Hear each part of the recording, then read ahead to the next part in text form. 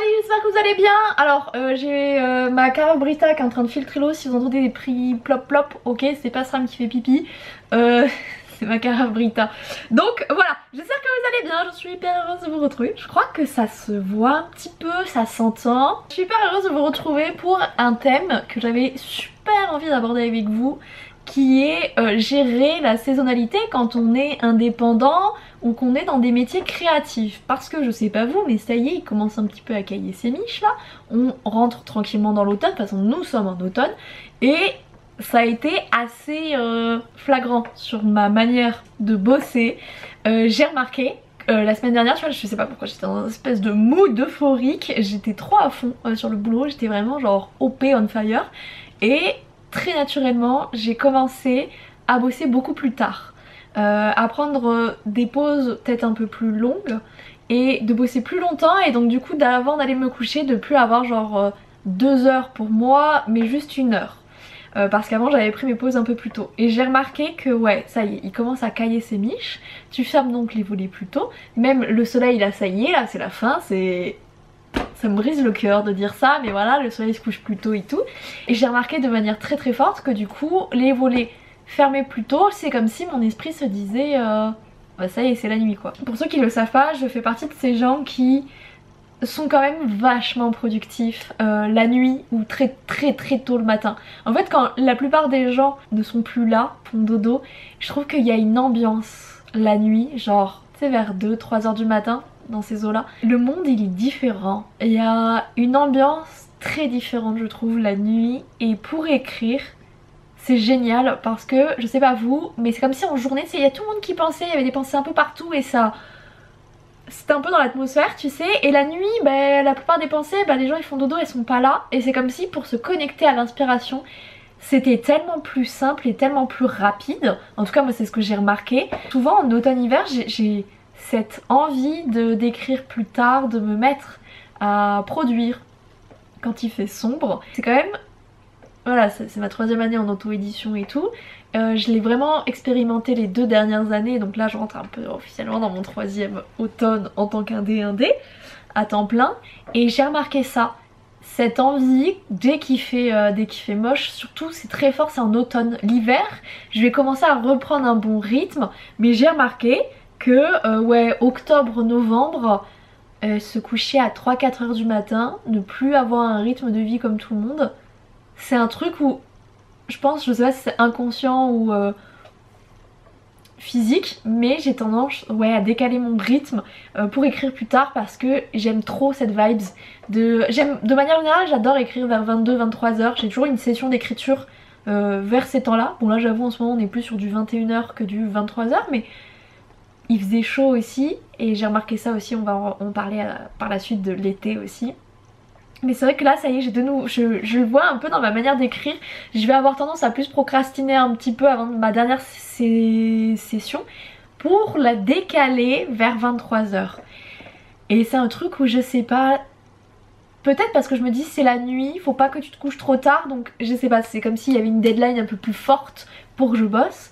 Mais ça me motive, je suis tout de suite plus branchée à mon inspiration, c'est tout de suite plus simple et évident pour moi d'écrire la nuit. Et c'est vrai que j'aime trop la vibes de la nuit quoi. Il n'y a pas un bruit, il n'y a pas un chat. Pourtant je vais pas vous mentir, j'habite dans un coin extrêmement tranquille. Mon voisin retraité l'appelle le cimetière, l'endroit où on est.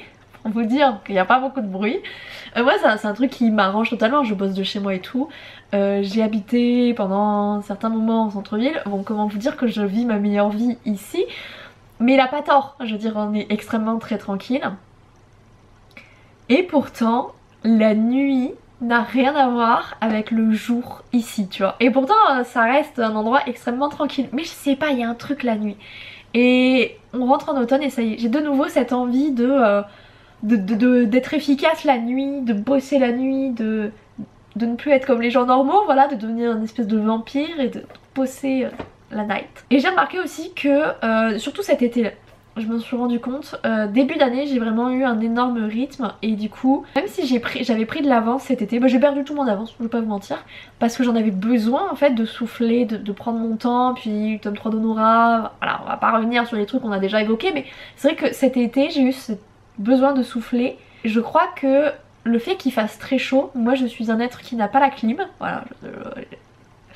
Et à certains moments mon appart est monté à 40 degrés, comment vous dire que écrire alors que littéralement tu sues de partout, t'as pas envie, personne n'a envie de bosser dans de telles conditions, hein. Et ça a été mon cas aussi. Et c'est vrai que du coup l'été il y a ce côté, en plus vraiment moi j'ai le rythme d'un ours. Très clairement, c'est à dire que l'automne, l'hiver, j'ai pas envie de sortir, j'ai envie de rester dans ma grotte, j'ai envie de rester chez moi, je vois les potes de temps en temps mais tranquille, alors que c'est le printemps, été, ça y est, j'ai plus cette envie de ouais, on va aller voir les potes, on va un peu plus sortir. Mais c'est vrai que l'hiver, l'automne, on a aussi ce côté de on veut rester chez soi enfermé, qui est plus propice aussi je pense à décaler son rythme. Alors que l'été, ouais, c'est les sorties, le soleil il reste longtemps dans la journée, il se couche très tard et du coup t'as ce côté, la nuit est beaucoup plus courte et il fait quand même très chaud, donc c'est quand même pas très agréable de bosser. Enfin je me rends compte que écrire pendant ces périodes là c'est pas celle que je préfère quand il y a des grosses vagues de chaleur. En même temps je pense qu'il y a peu de personnes qui aiment travailler durant ces moments là, mais c'est vrai qu'en plus j'ai un ordinateur portable, enfin pas portable du coup mais un PC fixe gamer qui tourne et qui fait facile monter la pièce d'1 ou 2 degrés. Quand il fait 40 tu n'as pas envie que ta pièce elle monte d'1 ou 2 degrés. L'hiver ça va mais très clairement l'été c'est mort. Et c'est vrai que du coup l'été j'ai cette envie aussi de ralentir un peu comme dans l'ambiance générale, tu vois, c'est l'été, tout le monde a un peu la tête ailleurs, dans plein de boulot, c'est tranquille, notamment je pense tout ce qui est bureau, hein, parce que c'est clair que bon, tout ce qui est serveur, commerce et tout, c'est pas les endroits où c'est tranquillou. Il y a plein de boulots qui sont fermés ou qui tournent au ralenti l'été, et du coup il y a ce côté un peu très légèreté, je trouve, durant cette période-là, qui fait que j'ai envie aussi de participer à cette allégresse où on est plus relax sur le boulot, on souffle plus, on se repose en fait de l'année qu'on a eue. Et je le ressens aussi sur mon activité, surtout que, mais en vrai cette année et l'année dernière ça m'a fait la même chose. Je souffle à chaque fois parce que je suis à moitié en burn-out déjà, donc c'est vrai que je relâche un peu la pression en mode c'est l'été, on prend son temps et tout. Et c'est vrai que même l'année dernière j'avais déjà eu ce côté là. Et c'est vrai que du coup j'ai ce truc de me dire genre ah, on souffle, on se repose un peu tu vois. Et donc ouais l'été je m'en aperçois tu vois sur mon rythme de boulot, faut que ce soit light. Je commence déjà parce que mine de rien, mi-novembre j'aurai terminé toutes mes productions de 2022. Je vais pouvoir commencer à attaquer celles de 2023, sachant que en janvier c'est quelque chose que j'ai déjà écrit, donc la réécriture va être un peu plus fat parce que le bouquin a 3 ans je crois. Mais voilà, j'ai pas à le réécrire etc. Donc je vais pouvoir prendre un petit peu d'avance aussi sur mon planning 2023, d'être moins stressée. Là j'ai organisé mon planning de l'année prochaine. S'il se passe comme je veux, à peu près tous les 1 mois et demi, 2 mois, je vais avoir des vacances. C'est-à-dire qu'on passe de 2021 où les vacances c'était 2 semaines, en incluant les jours les week-ends. 2022, je pense qu'en incluant mes dimanches que je me force à prendre de repos, plus les petites vacances en juin, je vais en prendre aussi du coup quand j'aurai terminé mon planning 2022, je vais me prendre 1 semaine. Je pense qu'on va arriver en jour de repos à 3 semaines, attention, non peut-être un peu plus même, 3 ou 4 semaines l'année prochaine, je vous le dis, j'aurai le droit à 5 semaines minimum, plus mes dimanches. Quelle folie, et quelle folie. Oui parce que quand je compte mes vacances ça prend mes jours de repos de toute l'année, hein. Vous, là où vous avez 2 jours de repos dans votre semaine, moi jusqu'à très longtemps j'en avais 0 et maintenant j'ai 1 journée de repos. Et c'est vrai que du coup moi quand je parle de vacances, quand les gens disent 5 semaines, ils n'incluent pas leur week-end, moi je les inclus. Et donc normalement l'année prochaine j'ai prévu mon planning pour... J'aime bien, je me rends compte début d'année, je sais pas, je suis quand même à fond, j'ai envie, c'est la nouvelle année, j'ai envie que l'activité démarre bien et tout, je suis à fond, j'ai la motive. Donc c'est vrai que j'ai pas mal placé ces moments où je suis quand même, je m'en aperçois assez productive, vraiment. L'hiver, le printemps, je suis plus dans cette espèce de marasme un peu dépressif, vous voyez, que j'ai en automne. Je remonte un petit peu. Et donc c'est là où souvent je suis au taquet, je suis on fire aussi parce qu'avant mon planning ne me permettait pas de ne pas l'être en fait. J'avais pas de moment de pause. Donc là j'ai remarqué ça. Et c'est vrai que du coup, été je vais vraiment ralentir. Je vais reprendre en septembre parce que tu sais pareil, c'est... Même si on est un peu en dehors des clous par nos métiers, on peut se permettre d'avoir des rythmes différents, je m'aperçois que j'aime bien me laisser porter aussi par l'allégresse, tu vois, genre septembre c'est la rentrée, tout le monde est un peu foufou, on a tous envie de reprendre et tout, et j'aime bien me laisser porter par ça parce que ça t'aide aussi à te remettre dans le bain, donc je veux profiter de ça, donc reprendre un petit peu en septembre, octobre, on y va, on est au taquet. Et puis novembre très calme, je me rends compte à chaque fois que novembre il m'arrive toujours, c'est le pire mois de l'année à chaque fois pour moi, il m'arrive toujours que des dingueries, pas génial, vraiment terrible. Donc c'est peut-être, je sais pas, un moyen de me dire bah novembre on va grave ralentir le rythme, on va prendre du temps pour soi, on va se mettre, on va se charger le planning au minimum. C'est là potentiellement où je vais aussi prendre des vacances parce qu'en plus je pense que novembre ça doit pas être la période de l'année où il y a le plus de vacances parce qu'il y a décembre qui est pas trop loin, donc je pense pas qu'il y ait... les destinations doivent pas être ultra chères, donc il y a moyen peut-être que je puisse organiser des petites vacances en novembre, tu vois. Et donc repartir un peu tout feu tout flamme pour décembre, avoir les fêtes de fin d'année, être tranquille pendant une semaine et repartir on fire pour le début d'année. Là en tout cas, j'ai intégré la saisonnalité dans mon planning d'écriture, de comment je vois mon année l'année prochaine, mon année future. Parce que c'est vrai qu'avec du recul, avec maintenant plusieurs années, je m'aperçois très clairement que l'été, je suis souvent très fatiguée de mon rythme, j'ai envie d'arrêter ou de me reposer ou de faire le strict minimum. L'automne c'est toujours une période un peu compliquée, il fait moche et tout, je le vis très souvent mal et puis il m'arrive toujours des merdes, faut dire les choses. Et donc essayer sur ces deux saisons là d'être beaucoup moins exigeante que les deux autres où les deux autres je sais pas, à chaque fois je me remets de mes burn-out, il y a des projets, il y a des déménagements, il y a toujours des trucs comme ça qui je sais pas me font remonter. Donc très clairement hiver, printemps c'est mes saisons, faut que j'y aille, faut que je taffe et tout. Et puis on va commencer, enfin ralentir très fortement sur l'été. Toujours bosser parce qu'en vrai les vacances elles sont trop chères pour moi.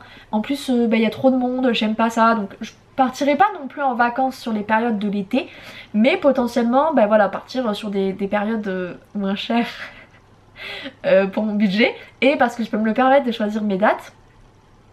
Et c'est vrai que je peux me le permettre si je le réfléchis en amont.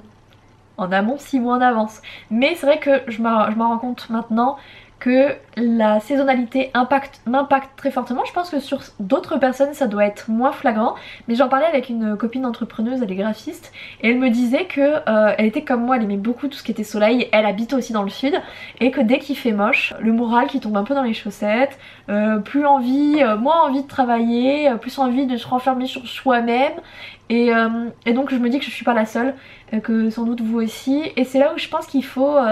si on a la possibilité bien entendu de pouvoir le faire, de se mettre ces gros projets sur les moments où on se sent super bien on fire et de prévoir des petits projets. Genre c'est vrai que là du coup en novembre ce sera la sortie des arcanes, il sera déjà écrit etc. Je vais pouvoir me concentrer sur la romance de Noël.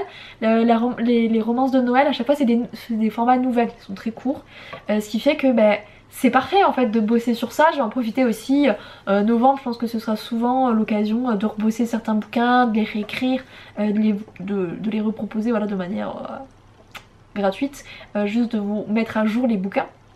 Donc c'est vrai que je me dis c'est ces moments là où je commence à voir un peu les mois qui ne me conviennent pas, les saisons qui ne me conviennent pas, et de pouvoir parce que ça y est je sais que d'ici janvier prochain j'aurai pris de l'avance et je pourrais du coup me repermettre de pouvoir tout organiser dans mon année etc. pour m'écouter au mieux, sachant que je le prends pas en compte mais je suis une personne menstruée, voilà j'ai des règles, on va parler cash, et c'est vrai que j'en ai vu passer des posts sur ça. C'est vrai qu'en tant que femme on a des cycles et qu'en fonction de son cycle on est plus ou moins au taquet. Ça c'est la prochaine étape, c'est d'écouter un petit peu mon cycle etc. pour savoir là où je suis le mieux et pouvoir potentiellement décaler mes vacances où ça va pas trop pendant ces périodes là pour repartir dans les périodes où je me sens mieux. Mais ça je vous avoue c'est la prochaine étape, ce sera pour 2023. Pour l'instant on gère que la saisonnalité printemps, été, automne, hiver, et on verra pour le high level de l'entrepreneuriat chez les personnes menstruées. Mais ouais je pense que c'est important parce que j'en vois pas passer énormément et j'ai l'impression pourtant que ça touche énormément de personnes la saison.